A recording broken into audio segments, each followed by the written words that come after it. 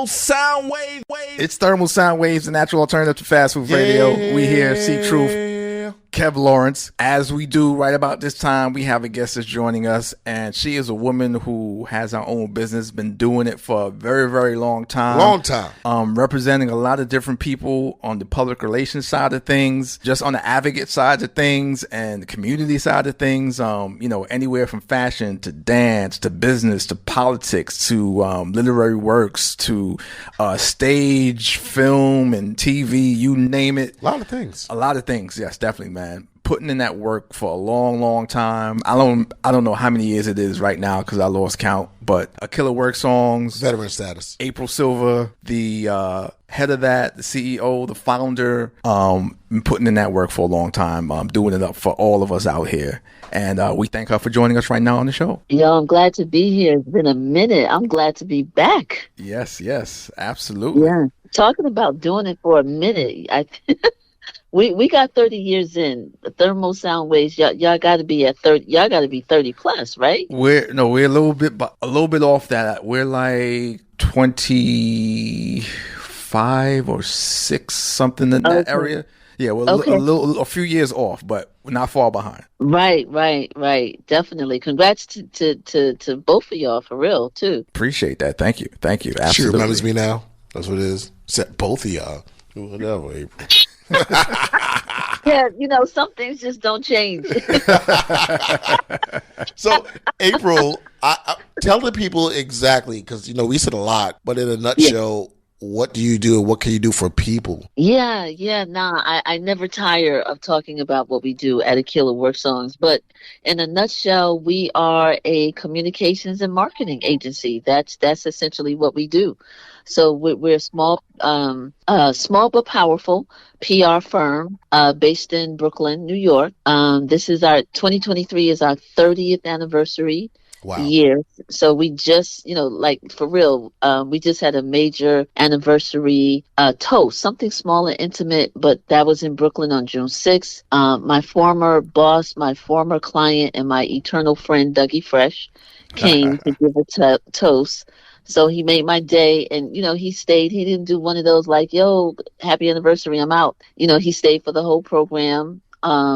And of course, Kevin Powell was interviewed me for that night. So yeah, you said it best, C.Truth, when you said the PR side of things and the advocacy side of things. We're very much in the trenches in the community, working with artists and activists. So that's why we say our work is arts and activism based. Now, why is it important for someone to take on your services? Because some people might feel like, hey, I just go on social media and I'm good. Like, why is it important for you to do it, your company? Yeah, that's a real, I'm not trying to sound corny, but it's a really good question because, we predated social media by a couple of decades, right?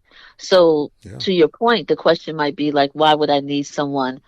The value that we bring to be an individual or institution, because we work with both, right? And we work with small nonprofits and we work with big philanthropic organizations, is that there's a level of care and objectivity and a level of context that a PR agency, and in this case ours, brings to the table.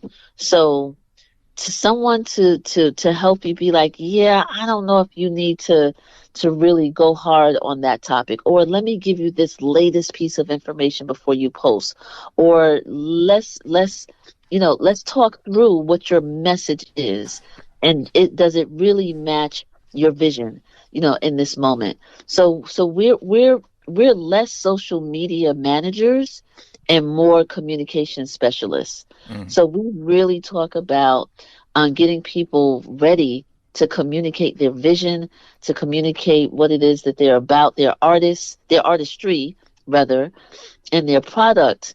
We're more about putting that in context for the greater good of the community. Like, people come to us because they want to do something more deeply and not as number specific. Well, it's more about quality than quantity for us, and getting that context in there so people can have a deeper understanding about the culture, about the politics, about why we got to get out to to vote, more than just that narrative that says, people died so you could get out to vote, which is true. But the conversation is a little bit deeper than that. You know what I mean? There's context, and Right. we give people the mic who can explain the consequences of what happens when you don't get engaged, be they regular lay people or scholars or anybody in between. So you mean to tell me instead of giving the mic to Cardi B, you rather give the mic to Dr. Joy DeGruy? Nah, we could give the mic to Cardi B too. You know what I mean? It's really interesting that Tamika Mallory has a book. What is the name of her book? I can't. It's the only book she has, right? And so she recently did a book talk with Charlamagne the God and Anita Kopass. They did an event at the Brooklyn Public Library, and she talked about her book and why the forward was an interview between Cardi B and Dr. Angela Davis. And everybody in the industry told her, well, that's not going to work. That's not how you do forwards. A forward is an individual. It's not a conversation. And who in the world wants to listen to Cardi B and Angela Davis? But her point was to say at this particular event, she was like, I'm trying to represent and close the gap between both worlds. And the fact that Angela, Dr. Davis saw the value of communicating with Cardi B, and the fact that Cardi B wasn't intimidated by Angela Davis, and that there was common ground and there's two separate audiences that could come together. Like, I was so glad she told that story, and why I'm repeating it, because we not doing this pitting each other against one another. You know what I mean? So we don't want to give off that vibe. I know you meant it as joke, but I'm just saying. No, well, yeah. Well, with that, it's meant as satire, yet it's also meant to let people know you could come from wherever, but you can still be coached on how to relay the message you need to properly. I agree. This is why Akila Works this is why it works with you. Right. And also the fact that you have a message and that Akila Worksongs can help you properly, get that message out in a way that you may not be able to, or just not know to at the time, but Akila can help you do that. And a lot of people can then understand and hear that, oh wow, this person or business or whoever it is has a message that's similar to what I want to get into, and I would have never have known that, right, if I wouldn't have seen or heard them in a certain light or what have you. But also to your point plus, right, is that even if you don't have a message, even if you're new to knowledge, even if you're like, I want to do more than headlines, I want to do more than 30 words a post, people can sign up to our email list, which is where we cut our teeth, and getting the word out. This was since 1997, so this is 10 years before social media. I still maintain that email is important because we own our email addresses. We don't own IG or Meta or Facebook or whatever. Right. So even if you don't have a message or a service or a product and you don't have nothing to sell, maybe you just want to consume good content. Maybe you want to come out to our events and get fed. Maybe you want to be around like-minded people, be it in New York, be it in Oakland, be it wherever. Like, we promote positive events, mostly, real talk, mostly on the East Coast, but beyond that as well. And they can just sign up to the email list. We're about to go in on social media because we have some catch up to do. But I got to say this part. I don't even know if y'all knew, but we just did an event at Brooklyn Public Library, and my former client. Were you there when KRS One? When I interviewed KRS One? No, I wasn't there, but I know about the event though. Oh my gosh. When I tell you it was hard I just turned 55 and I'm happy to say it, but I was a 5-year-old on that stage listening to that man talk. Like, it was otherworldly. You know what I mean? Like, the way to spend like 90 minutes with him, and it was supposed to be a 20-minute interview. The whole room was like like levitating. You know what I mean? Like, it was that deep. It was quintessential KRS One going in on all of this life knowledge And his story with Scott LaRock, I don't know if he's told the story like he did that night, a couple of nights ago. I don't think he ever Here. told a story. Man, He doesn't. He goes away from that. he went in. He went in that night, and we're gonna get it out because it was recorded. Okay, You know what I great. mean? So right now, all we have is pictures, but the way that he went in on the whole history and the story, and now this for those who don't know, this event happened in Brooklyn at the largest public library. It's in Grand Army Plaza for those who might not know, right? Central Brooklyn, and it's across the street from Prospect Park. So he was having a surreal moment when he was like, yo, April. And he's talking to a room full of hundreds of people. He was like, this is surreal because I used to sleep on that park bench. On the bench. That park bench right that I'm looking at, he was like, you got to give me a moment because I got to get in the room. Because right now, I'm in the 1980 something where I was living on the streets. And to now be here talking about 50 years of hip hop, he was like, yo, I need a moment. And so that's what took him into that whole, because he was born in Brooklyn. Yes. A lot of people don't know that. Yeah. Yeah. And he was I know taken y'all in by know. a family, Yes. well, senior family in the Bronx. And I believe Scott LaRock used to also be a caretaker for him too. Yeah, and at the homeless shelter, he talked Yes. about that in depth. And this is the poetry of this man, right? He was like when he went to it wasn't Scott LaRock's mother's house, it was the other brother. But he went there for dinner when this is before any crew was started. And he was like, I was sitting at a table with a plate. And he was like, at the homeless shelter, we were used to plastic. So he said, literally, I did not know how to use the fork. Now, they had forks at the homeless shelter, but they were plastic and they were light. So when he got to a home with a home cooked meal and just chicken and, I don't know, collard green, whatever the meal was, he was like, the fork was so heavy that he could not fix his brain on how to hold it properly. Like that level of storytelling, just, man, y'all gonna have to shut me up because I could go on. It was like Right. that magical. Well, I'm Yeah. sorry to cut you off. I'm glad it's recorded and that we'll be able to get that and to experience that. Oh, 'Cause definitely. I was talking to somebody, I think I mentioned it on the show too recently, about how our stories are oral. This is how we pass things along to each other down the line, historically and so forth and otherwise, and how we still control our stories. In the age of cancel this and not this platform and blah, blah, blah, blah. We're from the oral tradition, and that's how we continue to thrive and how we will continue to thrive with people like yourself and like, you know, talking about these things and spreading these things orally and so forth, and like through this show and all of those type of traditions. So I want people to keep that in mind.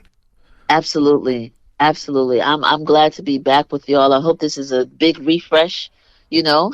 So it's really, I'm really happy to be here because the fact of the matter is our stories are saving people's lives. Mm-hmm. People come to these events and they get fed, they get nourished, they get inspired, and I'm like, yo, if KRS One was sleeping on a park bench for years, like, let me use that as inspiration to save my life. And he was talking about, you know, we got to make a decision. We got to see ourselves bigger than the circumstances that we are in right now. And it's not like he made up that wisdom. You know, people, you know, sages over you know, the span of time has been talking about this, but it's really something to hear it from a legend like that and to just get it in your DNA and it keeps you moving forward. That's the part that excites me, that we can get nourishment from these stories, you know? Absolutely. It's Thermal Soundwave, C.Truth, Kev Lawrence. We're talking to April Silva, of course, the founder, CEO, and everything else over there at Akila Worksongs. And she has a wonderful team also as well. I've dealt with them throughout the years, and the team has always been great. In addition to April, she brings in some great people to work with her and to help her out as well. So I got to say that. Most Shout out definitely. to Team Akila. Yeah. Yes. No question. So what are some of the things you got coming up? What's coming up going forward with Akila? Yeah, I'm happy to say that the International African Arts Festival is coming up. It's in Brooklyn, but we have people literally coming from all over the country and from the continent. That festival is 52 years old, so it's humbling, right? Like it started in 1971 in Bed-Stuy, so that's a Wow. 4 day. Yeah, it's a 4 day event. It's right downtown Brooklyn at Commodore Barry Park. We have had everybody over the years. I've been with them for 25 years, but the festival itself is 52. So everybody from Hugh Masekela to Fela to Dougie Fresh made an appearance one year, Lauryn Hill, of course, like everybody and anybody. Talib, of course, and Yassine Bey, like just so many people from every genre has come through the festival over 52 years. So I really want people, if you're in the region, not even if you're in Brooklyn, but if you are in the region, come out to Commodore Barry Park. The information is on our website. And it's on social media. Again, International African Arts Festival. That's the biggest thing. That's why I'm losing sleep right now, to help get that event off and running. No question. And two last questions, really quickly. Has your story been told, or are you like thinking about or in the works of anything as far as like books or documentaries or some sort of situation in regards to your story? Yeah, you asking like you're a journalist, huh? The first hip hop conference on a college campus was in 1991. So the founders of the co-founders of that, we are in discussion about a documentary. I was the founding president, so my story is kind of embedded in that. So that's something that we're working on, and then simultaneously there's a documentary in the works about the protests at Howard University in 1989 when we shut down the building. A book has already been done called We Are Worth Fighting For, and that's on NYU Press by Dr. Josh Meyer. So the book has been done, and we currently are shopping. We have a director, we have an executive producer. So I think sooner than later, that story is going to be told because it was a seminal event, of course, in student activism. So that's as far as it's going to get in terms of like, because with the mayor of Newark, Raz Baraka, the son of Yes. Amina and Amiri Baraka, Hmm. we were co-leaders with others for that protest. Sorry if I didn't make that clear. So my story is always embedded in the work, be it for the first hip hop conference that birthed so many of the expressions of hip hop and the marketing ideas. All of that was birthed at the hands of some 18 and 19-year olds. You know what I mean? So my story is embedded there, and it's embedded in the protests, all at Howard University in a certain era. So those documentaries are in the works. I do have my second book that's in the works as well, and that's going to be, it's entitled I've Got Life, which is off of a Nina Simone song. And I'm interviewing and putting into words an anthology of Black women's stories, Black women healers and artists and activists. So that's in the works as well. Lovely. Great, great, great to hear that. And lastly, for those young people coming up, the young journalists, the young writers, and people who want to get into marketing, into PR, and so forth, such as yourself, what would you say to them? I can put it in a hashtag. I have a hashtag that says tradition over trends. Mm, And so by that, I mean, there's something about not being swept away or intoxicated by everything that is popular by default. Because everything that's popular by default is not necessarily enduring and nourishment. And so I want to encourage people to not to poo-poo that which is popular, right? Because I don't mean this crassly, but superficiality does have its place. But I always want people to be willing and okay to get deeper into points of origin. I want people to get deeper into our African selves and African traditions and the way that we communicate with one another. Can we have non-transactional relationships? Because when you have human, genuine, non-transactional relationships and everything is not about what can you do for me, then I think we get a real human connection with one another, which is just more enduring and more life sustaining. And mental health is such a thing and on this side of the world, particularly amongst young people. I just want people to know that they're loved and appreciated and that they should step forward and be courageous. And sometimes you don't get that if you're only focused on how many likes. So let's get into the traditional way of being human with each other. That's what's fundamental here at Akila Worksongs. Beautiful. We thank you, as usual, as always, for joining us on the program. Thermal Sound Waves, April Silver of Akila Worksongs. Be on the lookout for all the wonderful things that she has going on over there. And I'm sure if you sign up for the blast and the email list and so forth, you'll be kept in the know on all of that. And what's the website and on all the social medias that they can get in contact with you on all this? Absolutely. Akila Worksongs is the one-stop place. It's AKILAWORKSONGS.com, Akila Worksongs. My social is April R. Silver. And also the business is Akila Worksongs. So that's Akila without an H. And look up and we'll be there. We're about to go in. Y'all can see all of the pictures starting tonight. We got to get them up from Doug and KRS One, and shout out to Brooklyn Public Library and the festival. Yeah, you're gonna have a good time. Everything is on fire tonight. Absolutely, yeah. Big up to BPL. I spent a lot of hours and time in that place as a youth as well. So dope. Yeah, I know it very well. Okay, good. I'm gonna send them this audio. Oh, absolutely. Yeah, definitely. Thank you once again, April, for coming through and joining us. It's always a pleasure. Thank you, C.Truth. Thank you, Kev. I'm saying your name. All right. No problem. Much love. Much love. Take care. All right. Peace, April. It's Thermal Sound Waves, a natural alternative to fast food radio. Yeah. We hear C.Truth, Kev Lawrence. Yeah. Thermal Sound Wave.